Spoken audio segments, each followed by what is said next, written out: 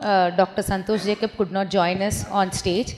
He'll be joining us by virtual. From Movement Medicine, Prescribing Physical Activity for Better Health by Dr. Santhosh Jacob, and Dr. Doraikannan will introduce the speaker. And Dr. Santhosh Jacob is orthopedic surgeon and a sports surgeon specialized in knee preservation, restoration and replacement surgeries, ultrasound, nanoscope guided sports surgery, regenerative orthopedic procedure, certified sports and clinical nutrition, and Instagram influencer with many more 18 is all clear? Million. Tell me when I can start. It's a time to start. You are a great sportsman also. Sports specialist also. Or thumbs up mattum kuduthunga enakku. I'll start. You can start. 1, 2, 3. Hey guys. So yesterday I was supposed to fly into Coimbatore and Erode and be there with all of you. My flight was cancelled and I'm in Chennai. Chennai right now is pretty bright, so I'm a little irritated.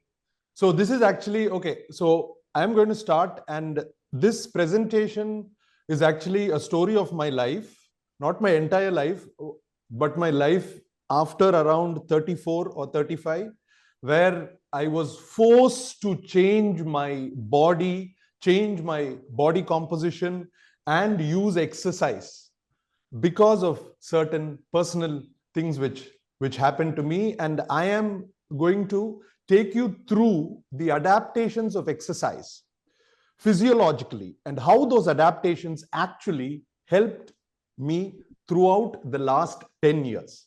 So it will be interesting. And adaptations to exercise is one of my favorite topics. And these are compiled from 3 texts. First one is The Principles of Strength and Conditioning by CSCS, Ganong's Physiology, which I think all of us would have studied, and ACSM's Exercise Physiology. All of these are from textbooks. Okay, so it's just hardcore basic physiology. Now, here the presentation starts. So this was me in 2014. Okay, I was 34 years old then, and this time my body weight, I had just underwent a personal event in my life, and I had just undergone a separation, and I was in my party mode. So this was when I was eating a hell of a lot, and if you can see very clearly, my waist there is exactly 43 inches and I was 117 kilos. Now, from this point onwards, I was forced to start looking at my body, because one day I did my cholesterol levels, and it was like, I think my total cholesterol was somewhere around 700. So this was in 2014. So as I told you earlier, I just had a personal event, a divorce, and I just didn't care about life for like 6 months to 8 months. And in the latter part of my life, after 34, this was my heaviest, I think. 2014, my waist was around 43 and I was 117 kilos. My body composition, I surely would have had around 25 kilos in that belly, visceral fat.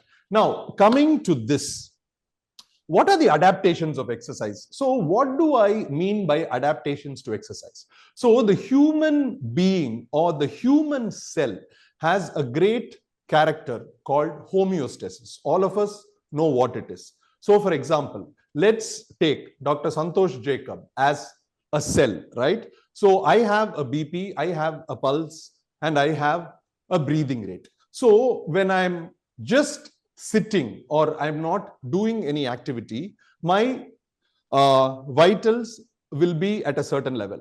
So when you put a stress on the cell of Dr. Santhosh Jacob, what happens is when you make that cell run at 3 kilometers per hour, immediately the heart rate increases, all the vitals are altered, they increase. But when you continue to apply consistent periodic, planned stress of running or jumping on the cell, which is Dr. Santhosh Jacob, after some time, what will happen is the increase in BP or pulse rate or respiratory rate will not be as much as what it was the first time you stressed this Dr. Santhosh Jacob cell, right? So this is adaptation. So these kinds of adaptations to consistent, planned, periodic exercise happens in a lot of systems. There are actually 21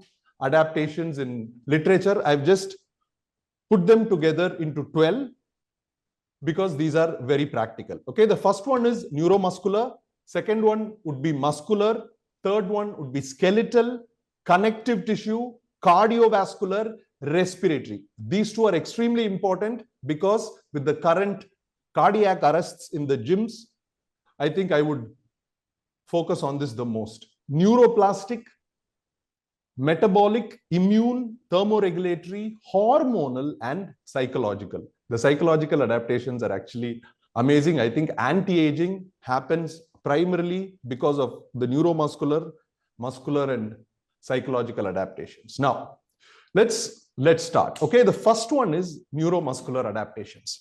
So I have set a timing and I have exactly 7 minutes to convey everything I have to you. So let's start from the top. Okay, neuromuscular adaptations. So what I want all of you to know that whenever you exercise, the change does not just happen in the periphery or in the muscle or only in the bone or reduction of fat. It starts in the central nervous system, from the brain stem, the descending tracts, then to the peripheral nervous system, which is the nerves which are going out, musculotendinous junctions, the Golgi bodies. The entire adaptation happens from top to bottom, from the brain till the peripheral nerves. And all these adaptations create changes which help point number 4, which is neuromuscular efficiency, right? Neuromuscular efficiency is our ability to do what our brain wants us to do without falling or getting injured, and as early as we can. Okay, that is neuromuscular efficiency simply explained. And this is achieved by many things, but the words which we should understand is that it increases the brain's ability to not just recruit new nerves to coordinate the new muscles, but it also increases the synchronization. So there is increase in power and there is also increase in coordination. So these two things for me are very important, as for elderly patients to avoid fall. This neuromuscular adaptation really excites me. Point number 3 here is, so many of us might be way stronger than what we are able to lift, pull, or push. The reason is, when we do not train, the brain does not allow us to do certain physical activities, even though we may be really capable of it. And this happens because of the Golgi tendon organs, right? And as we exercise, the Golgi tendon organs stop inhibiting our ability because we have more nerve supply motor units in the muscle which is executing the activity. That is neuromuscular adaptation. So the brain strengthens with exercise, a combination of all, especially with strength training.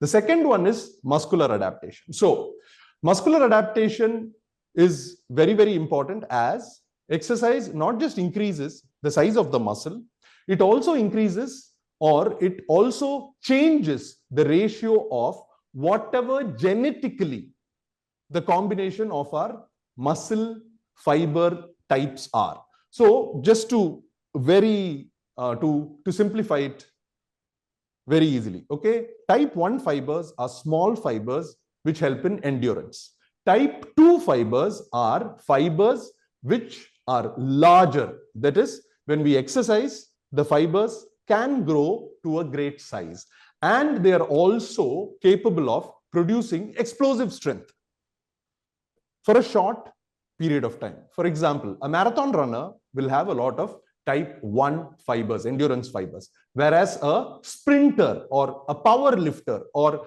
a shot put athlete will have a lot of type 2 fibers. What exercise will do, depending upon your exercise, what exercise you're doing, it will increase type 2 fibers or type 1 fibers, and in the type 2 fibers itself, which are the fast twitch or the fibers which are able to create short bursts of power, it can also make them adapt to do endurance work.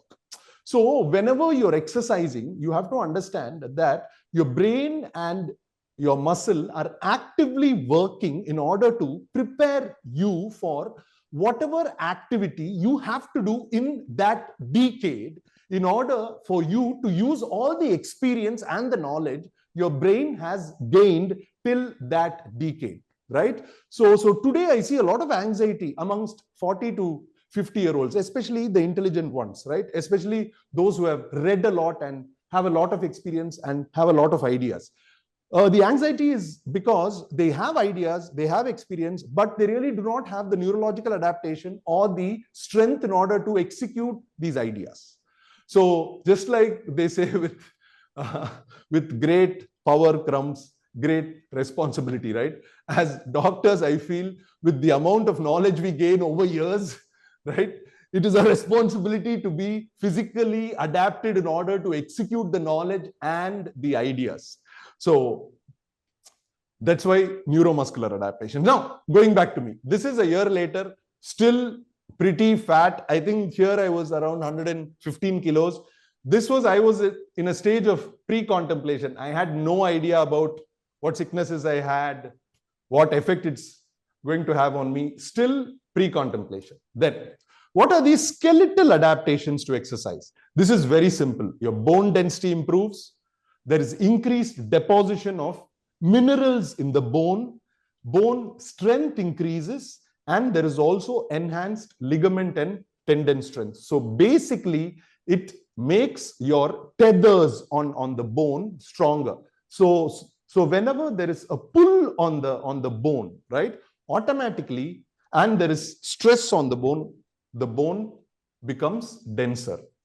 So along with that, just imagine that your tendons, your ligaments, and your cartilage also adapts. So there is one latest research in 2021, and it was also reproved in 2023 that for runners, when they run first for a long time, the cartilage degrades. And after that, when they keep running, eating protein and also strength training, the cartilage actually grows back in a lot of people, as long as they don't have any varus deformity. So cartilage growth, if life expectancy is increasing, so we need to preserve our soft tissues, and for that cartilage is extremely important, because without cartilage you can't exercise your limbs, right? Because it will hurt.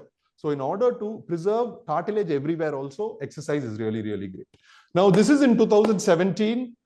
This was 2 years after I met my wife, but if you can still see, I am at the same weight. But now, after I met her, I was in the stage of contemplation, right? Okay, what to do? Okay, I have a problem. I'm pretty heavy. Let me figure it out. So now let's go to cardiovascular adaptations.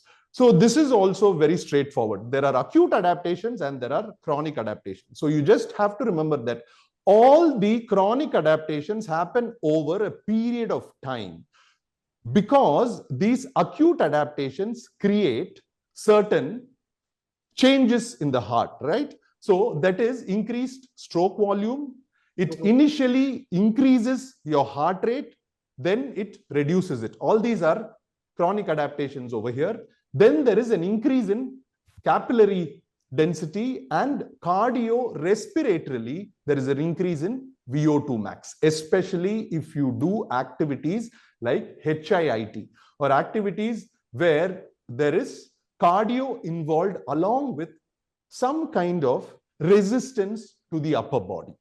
That increases your VO2 max. Now, whenever somebody over enthusiastically who has systemic hypertension or some other hidden cardiac issue, they start to exercise in a manner where their heart rate increases beyond what is safe for them, any kind of event can happen. Any cardiologist will tell you that. So the simplest advice is see a cardiologist, get a treadmill ECG, and get your safe heart rate. You do this, then anybody can exercise, anybody can use exercise for these cardiovascular adaptations. Then respiratory adaptations go hand in hand. The main takeaway is these adaptations improve the efficiency of oxygen intake and carbon dioxide removal. So there is increase of tidal volume, increased pulmonary diffusion capacity. And what I really like is that when you exercise, the muscles of respiration also improve in efficiency, especially when you lift weights and walk or jog.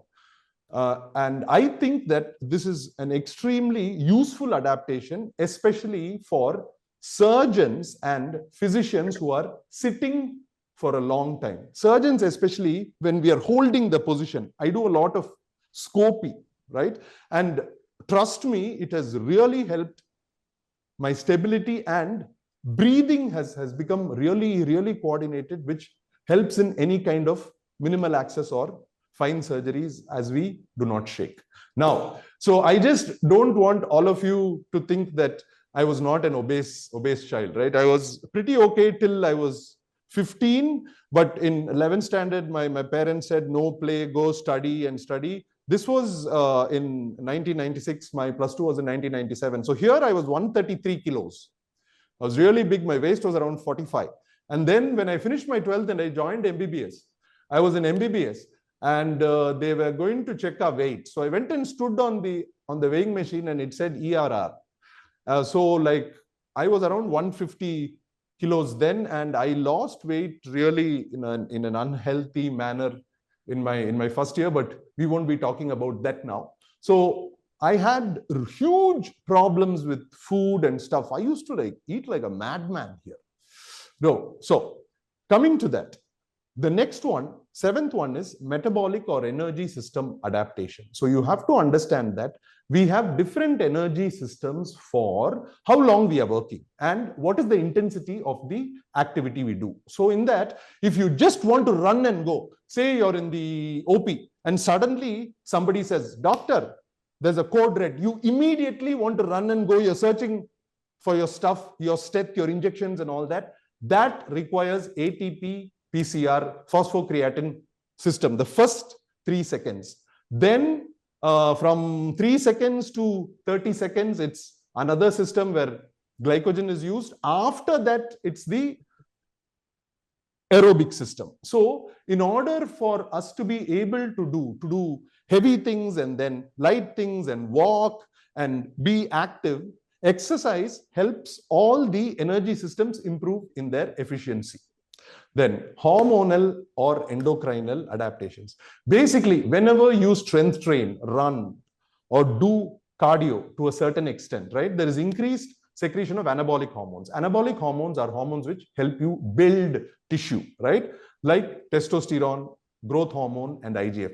Now, all these increases are not like when you take injections, and they are also temporary.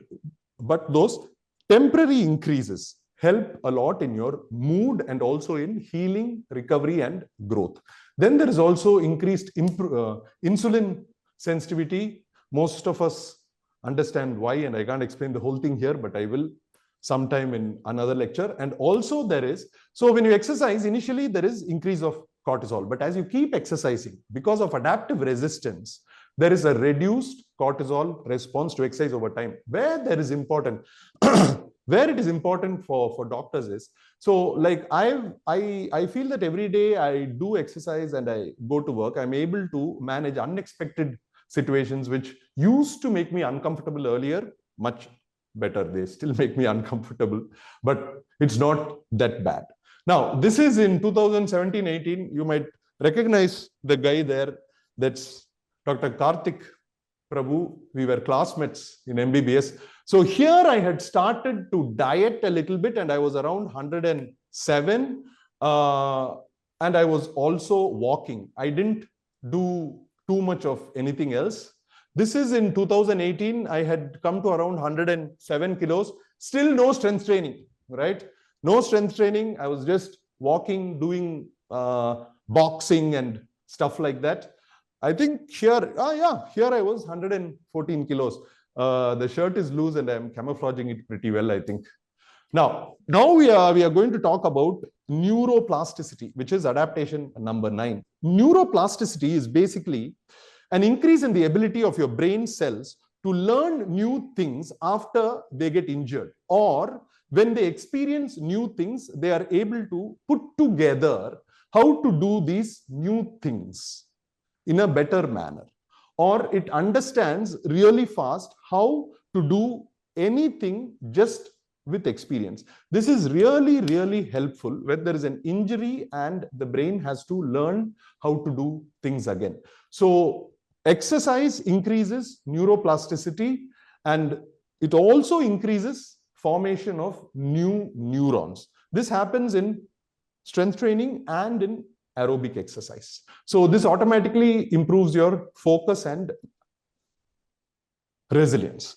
Now, psychological adaptations and neuroplasticity come next to next, because whenever you exercise, there is release of dopamine, oxytocin, serotonin, and endorphins. So this reduces your stress, your anxiety. This improves your mood, your self-esteem. See, serotonin and self-esteem is extremely important. I personally feel that today, the reason why like a lot of us are not really confident about why some of our treatments are not really working is because we are really not talking about how important exercise is, sleep is, and protein intake is. So as I have focused on these three, patients understand that these three are also equally important as the surgery done by the doctor. And this really helps because exercise, prescribing exercise, the right amount of exercise and the right quantity of exercise gives them this dose release, right? Dopamine, oxytocin, serotonin, endorphin, and it engages them with us as a partner in order to play a role in their recovery. So whenever a patient exercises, they've always been in more control of their improvement, psychologically at least. So now we are going to, after from 117, like I had come to 97 kilos purely by diet and by walking.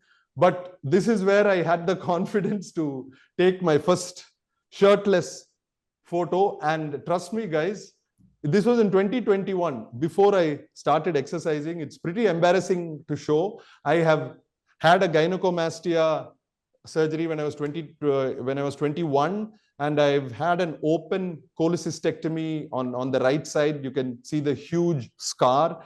That was in 1998. And and I also tried abdominal liposuction in 2009. I've tried everything to look in shape, right? But I realized that nothing helps. So after losing weight of 20 kilos, when I did my DEXA scan, I was still skinny fat. I was at 35% body fat still, which means a lean mass of around 63 or so. So, and then the last two adaptations are thermoregulatory adaptations. So basically, if you're living in South India, you need to exercise because it helps regulate your body temperature. And as doctors, we get very irritated when our body temperature increases, and that irritation is shown to people around us. So when you exercise, it increases your sweat rate and it causes an earlier onset of sweating. Trust me, it is much better. It is much better because it doesn't make you feel suddenly hot, which is extremely irritating. And it also improves your heat tolerance and it increases your ability to maintain your core body temperature, which means that you won't feel cold if you're at Ooty or somewhere, which is not going to happen to us. And the last one is immune system adaptations. Why is immune system adaptation so important? So if you don't want to fall sick when we lose work days because of infectious diseases, many of us do not understand that as doctors, we are completely susceptible to every infection which comes to the clinic or the hospital, right? Yeah, we wear masks and all that, but I don't think it can give you as much protection as you having a good lean mass and exercising on a regular basis, because there is a lot of research to show that moderate exercise boosts immune function and reduces the risk of chronic exercises by improving circulation of immune cells, by improving response to infections and reducing inflammation overall in the body over time. And with this, so from 2021, I started exercising. I started to incorporate strength training into my routine. So this video was taken 4 weeks ago. I'm leaner now, 4 weeks ago. And at that time, my DEXA scan was, I had around 82% lean mass and 16% body fat. So like all the 12 adaptations of exercise, which I spoke to you about, right? I experienced in those 3 years. And when you experience those adaptations, you end up appearing in body composition like what I was in 2021, which is on the photo, and what actually exercise a combination can do to you in 3 years' time. So now, just to summarize the whole thing. So I believe that exercise and emotional well-being are tied together. So as doctors, it's easier for us to treat our patients when they are also working on improving their emotions, right?